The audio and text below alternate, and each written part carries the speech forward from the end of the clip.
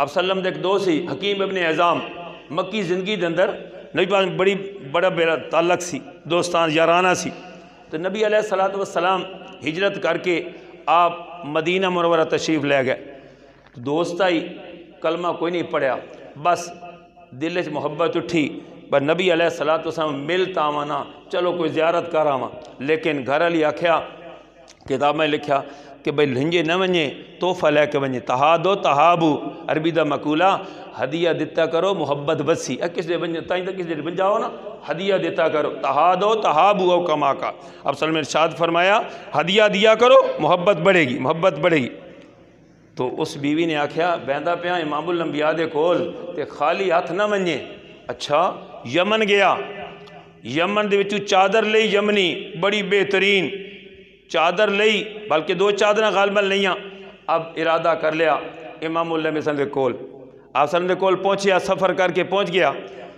دعا سلام ہوئی جگہ انہوں نے آپس ہی تہیہ ہو گیا بیٹھے تو بس اٹھن لگا اللہ دے محبوب صلی اللہ علیہ وسلم اے میں ہدیہ لے کے آیا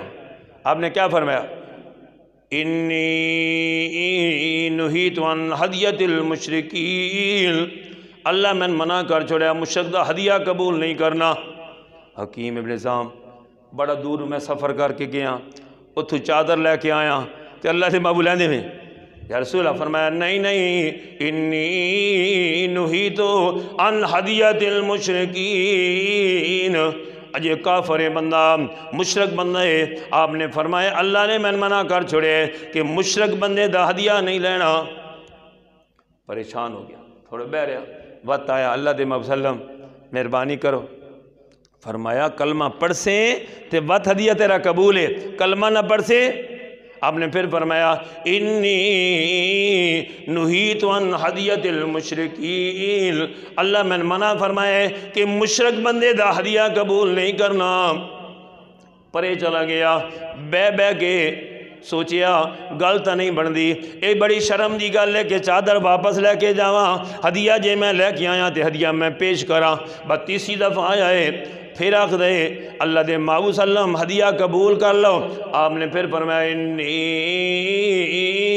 نہیت عن ہدیت المشرکین اللہ میں منع کر چھوڑے کہ مشرک کافر بندے او دا ہدیہ قبول نہیں کرنا بس ایک گل دل تے سٹ لگ گئی ہے کہنا اشہد اللہ